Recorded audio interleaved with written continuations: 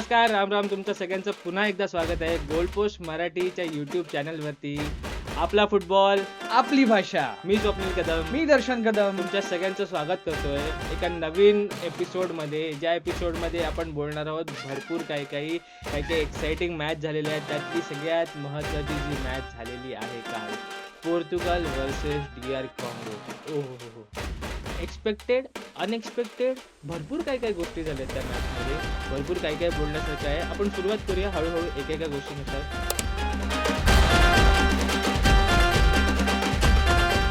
सगळ्यात पहिले तर गोल लाईन ही होती फायनलची, ही होती 1-1. हा ड्रॉ झालेला आहे. DR कॉंगोने थांबवलेलं आहे पोर्तुगालला. एक ड्रॉ करून एक पॉइंट घेऊन गेलेले आहेत. काय वाटतं तुला, कशी झाली मॅच? कालची मॅच फार एक्साइटिंग एक्सपेक्टेड होती स्वप्नील, टू बी हम्म. Very honest. कारण का खूप होप्स होते आणि ज्या पद्धतीने मेस्सीने एक बेंचमार्क सेट केला होता फर्स्ट मॅच फर्स्ट डेब्यूचा, तर डेफिनेटली रोनाल्डो फॅन्स आणि त्यांच्या सगळ्यांच्या प्रेक्षकांना, रोनाल्डो प्रेक्षकांना, पोर्तुगलच्या फॅन्सना ही खूप अपेक्षा होती की रोनाल्डो काहीतरी करेल. पण एक डिसअपॉइंटमेंट रिझल्ट होता DR कॉंगोचा आणि पोर्तुगलच्या मॅचचा. पण DR Congo is very happy, कारण का त्यांच्यासाठी हा एक एक अचिव्हमेंट झाली, कारण का त्यांनी पोर्तुगलच्या एका बलाढ्य टीमच्या समोर एक गोल मारलाय. एक मोठी पोर्तुगाल सारखी टीम, या टीम समोर जेव्हा आपण खेळतो, आणि पोर्तुगालची टीम ही असं पण नव्हते की सेकंड टीम घेऊन खेळत होते, ते फुल फ्लेज ऑल इन गेले होते 4-3-3 च्या लाईनअप मध्ये. त्याच्यामध्ये विटिनिया, ब्रुनो, जाओ नेवेसची मिडफिल्ड होती. अप टॉप तुमच्याकडे क्रिस्टियानो रोनाल्डो होता, तुमच्याकडे पेड्रो नेटो होता. आणि असं सगळं असताना एक खूप मोठा अपसेट केलाय DR कॉंगोच्या टीमने. काय वाटतं, कुठे चुकली पोर्तुगाल? पोर्तुगलचं कोऑर्डिनेशन कुठेच बघायला मिळालं नाही. हम्म. आपण बघायला गेलं तर ऑन पेपर पोर्तुगलची ही टीम म्हणेल ही प्रॉपर बॅलन्स टीम आहे. येस. त्यांचं डिफेन्स स्ट्रॉंग आहे, त्यांचे मिड स्ट्रॉंग आहे, त्यांचे स्ट्रायकर्स फॉरवर्ड सुद्धा स्ट्रॉंग आहेत. आय गेस आपण जेव्हा एक प्रेडिक्शन रिव्ह्यू व्हिडिओ केला होता, त्याच्यामध्ये आम्ही टॉप 3 का टॉप 5 टॉप टीम 5 मध्ये टीम आपण मध्ये पोर्तुगालला पोर्तुगलला ठेवलं ठेवलं होतं. होतं आणि डेफिनेटली आपण हा प्रेडिक्शन पण आपला एक प्रकारे चुकलाच आहे, कारण Yes, का आपण yes. पोर्तुगलला 3-1 ही लीड दिली होती. पण पोर्तुगलच्या ह्याच्यामध्ये कुठेच मला कोऑर्डिनेशन दिसलं नाही. लोक त्यांची प्लेयर्स कुठेतरी अजून स्पॅनिश टिकी टाका टाईप करत होते. अग्रेसिव्ह फॉर्मॅट दिसला नाही, अग्रेसिव्ह अप्रोच दिसला नाही. प्लेयर्स पासिंग करतायत पण तो कुठे कन्वर्ट होत नव्हता.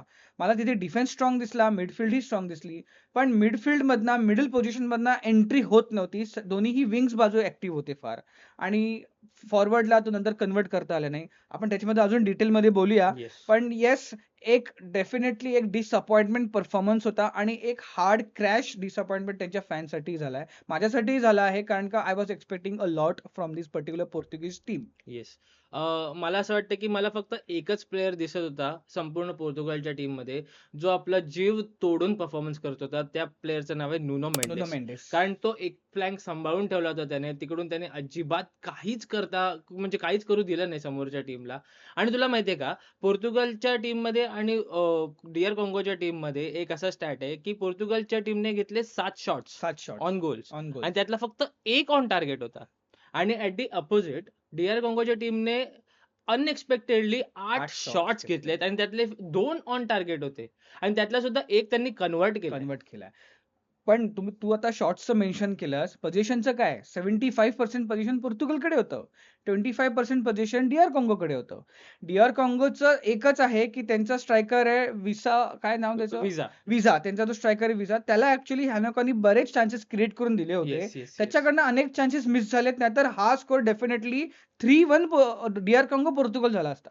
त्याला ते चान्सेस क्रिएट करता आले नाहीत. 25%च्या मार्जिन मध्ये ह्या लोकांनी पोझिशन घेऊन इतके चान्सेस क्रिएट केलेत, इतके शॉट्स ऑन टार्गेट केलेत, आणि इतकं तो गोलही चांगला होता त्यांचा. Yes, yes, yes. बट कुठेतरी पोर्तुगलनी ह्या सिच्युएशनचा विचार केला पाहिजे. आणि पोर्तुगालला काय मिळालं नाही? तुमच्याकडे रोनाल्डो होता, तुम्हाला सेट पीसेस मिळाले होते, तुम्हाला कॉर्नर्स मिळाले होते चांगले, पण त्यातला एकही कॉर्नर तुम्हाला कन्वर्ट करता नाही आला. नाही आला. लाईक कम ऑन यार, तुम्ही Come on. पोर्तुगालची टीम आहे, तुम्ही एक्सपेक्ट करतो आपण की ह्या समोरच्या म्हणजे फिफा रँकिंगमध्ये 46th नंबरची टीम आहे डिअर कॉन्गो. 46. असं पण नाही की टॉप 5, टॉप 10 वगैरे वाली टीम आहे. 46 नंबरची टीम आहे. समोरची टीम ही लो ब्लॉकमध्ये बसणार. कारण समोर तुमच्याकडे पोर्तुगाल असताना तुम्ही लो ब्लॉकमध्येच बसणार.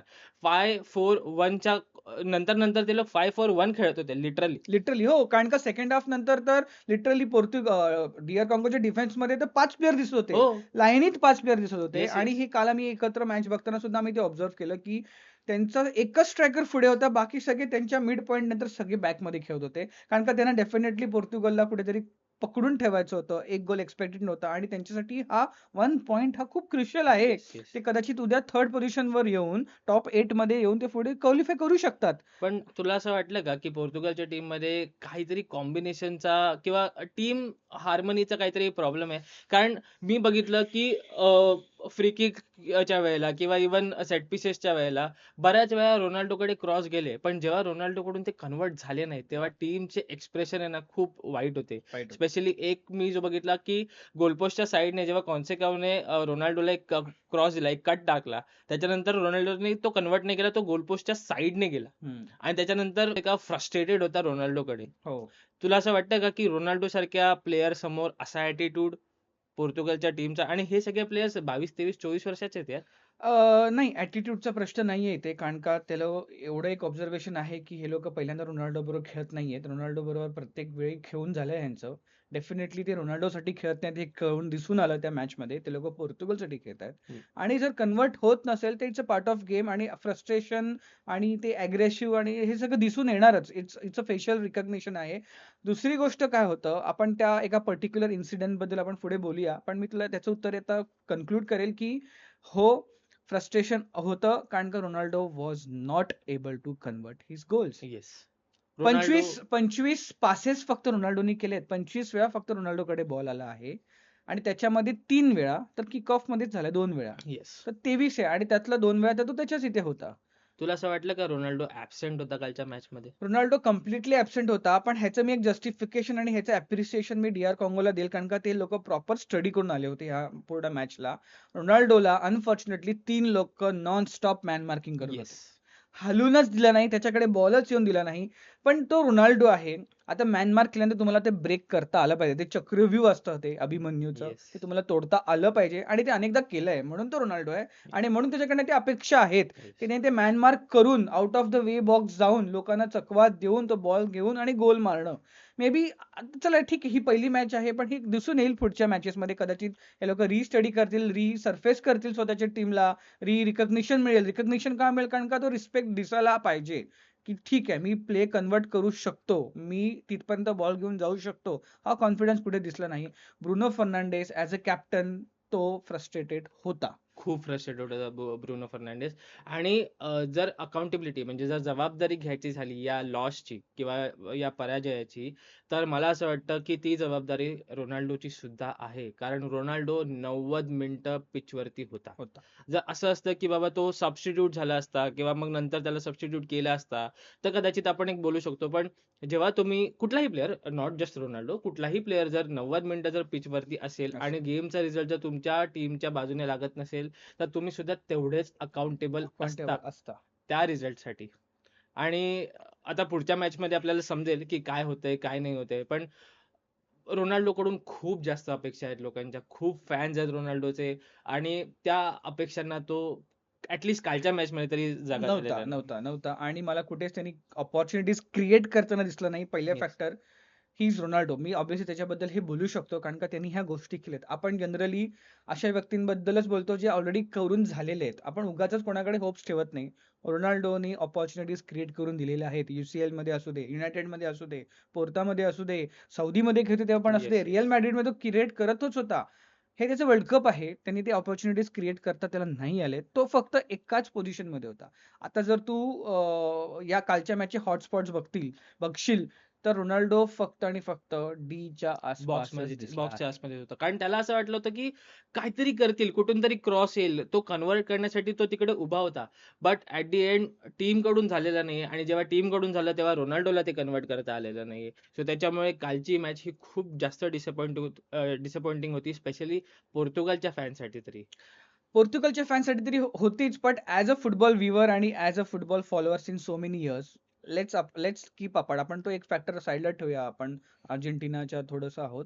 बट ॲज अ पोर्तुगलला बघता, पोर्तुगलचा तर परफॉर्मन्स नव्हता. येस. डेफिनेटली नव्हता. अजिबात नव्हतं. काल पोर्तुगाल म्हणजे खूप डिसजॉइंटेड दिसत होती. अजिबात काहीच जीव नव्हता त्या त्या प्ले मेकिंगमध्ये. त्याच्यामुळे ह्याच्या पुढच्या येणाऱ्या मॅच ह्या खूप इम्पॉर्टंट असतील पोर्तुगलसाठी. कारण त्यांच्या ग्रुपमध्ये दुसरी जी टीम आहे कोलंबो आणि जी दुसरी मॅच झाली कोलंबो उझबेकिस्तानमध्ये. उझबेकिस्तान कोलंबोच्या टीमने खूप गन परफॉर्मन्स दिला होता गन कालच्या परफॉर्मन्स दिलाय. मॅचमध्ये. 3-1 3-1 नी ची. स्कोर झालाय. 3-1 चा स्कोर झालाय कोलंबोचा. आणि टू आवर सरप्राईज आणि तुमच्या सरप्राईजमध्ये कोलंबोनी पोर्तुगलपेक्षा 3 पटीने चांगला परफॉर्मन्स देऊन ही त्यांनी मॅच पकडून ठेवली आहे. आणि ह्याच्यासाठी पोर्तुगल रेडी आहे का? स्वप्नील, मला तुला पटकन एक विचारायचं की कुठेतरी मेसी फॅक्टर इफेक्ट होतो का ह्याच्यामध्ये? नक्कीच. ते परफॉर्मन्स प्रेशरमध्ये ते येतं रोनाल्डोच्या आणि ते दिसून येतंय. कारण त्याला दिसतंय की समोरचा जो प्लेयर जो तुझा हार्डकोर कॉम्पिटिटर आहे, तो त्याच्या पहिल्या मॅचमध्ये हॅट्रिक मारून जातो. तेव्हा तुझ्याकडे एक थोडंसं प्रेशर तरी असतं, की बाबा त्याने एवढं केलं तर तुला एवढं तरी करावं लागेल. काहीतरी करून तुला मॅचमध्ये एक ती जान आणायला लागेल. पण ती रोनाल्डोच्या साइडने कालच्या दिवसात तरी मला अजिबात दिसलेली नव्हती. करेक्ट. आणि एक फॅक्टर अजूनही तिथे इफेक्ट झाला होता, कारण का पूर्ण डी.आर. काँगोचे फॅन्स हे अख्ख्या मॅचमध्ये मेसीच ओरडत हो, होते. हो, हो, हो. रोनाल्डोनी पहिल्यांदा त्यांना काही रिस्पॉन्स न करता yes. Quietly as a respectful player तो पिच मधनं बाहेर गेलेला आहे. Yes, yes. आणि त्याच्या डोळ्यात मी डेफिनेटली स्वप्नील बघितलंय की he is going to make a huge comeback yes. In the upcoming matches. आणि रोनाल्डो डेफिनेटली त्याचा परत परफॉर्मन्स आणि स्टाईल घेऊन पोर्तुगलसाठी खेळेल. Yes, yes. नक्की. आणि ती अपेक्षा पण आहे रोनाल्डोकडून आणि तो करणार. तो नक्कीच करणार कारण तो तो एक चांगल्या गेमसाठी, चांगल्या मॅचसाठी नेहमी हावरा असतो यार. खबराच. तो त्याच्याकडे ती जिद्द आहे आणि तो करणार. तो नक्की करणार. फक्त तो कधी करणार आणि तो कसा करणार याच्यावरती आपलं सगळ्यांचं लक्ष असणार आहे. ठीक आहे. कन्क्लुडिंग थॉट्स ह्याच्यामध्ये स्वप्नील तुझे काय असेल, पोर्तुगलने आता काय करावं? पोर्तुगालला सगळ्यात पहिले तर काहीतरी करून त्यांची टीम एकत्र करावी लागेल. कारण त्यांची टीम ही खूप स्ट्रॉंग आहे. ऑन पेपर खूप स्ट्रॉंग टीम आहे. पण टीमला एकजूट करण्यासाठी काहीतरी एक मोराल पाहिजे किंवा एक काहीतरी मोराल मोटिव्ह पाहिजे. आता तू हा शब्द वापरला टीमला एकजूट करण्यासाठी, मग कुठेतरी लीडर फॅक्टर ॲब्सेन्स वाटतोय तुला? लीडर फॅक्टर तुमच्याकडे जेव्हा ब्रुनो फर्नांडिस किंवा रोनाल्डो सारखे किंवा बॅकलाईनमध्ये जेव्हा रुबेन दियास सारखे प्लेयर असतात, तेव्हा तुमच्याकडे हा पॉइंट तरी तुमच्याकडे ॲटलीस्ट एक्सक्यूज नसला पाहिजे, की तुमच्याकडे लीडरशिप नाही. तुमच्याकडे लीडरशिप आहे, आहे. पण ती कन्व्हर्ट नाही दिसली. ती ऑन पिच नाही दिसली तशी. ओके. मूव्हिंग आता पुढे जाऊया आपण. रोनाल्डोचा तो मिस झालेला चान्स जो त्याच्यासाठी नव्हता. हो. त्याच्याबद्दल काय म्हणशील? आणि अख्ख्या स्टेडियमचे आणि पंडितचे टॉपिक हाच आहे, येस. की रोनाल्डोनी तो चान्स का घेतला? त्यांनी तो मागे ब्रुनो फर्नांडिसला बॉल का नाही जाऊन दिला? आणि कारण का तो ब्रुनो फर्नांडिस ओपन होता. येस.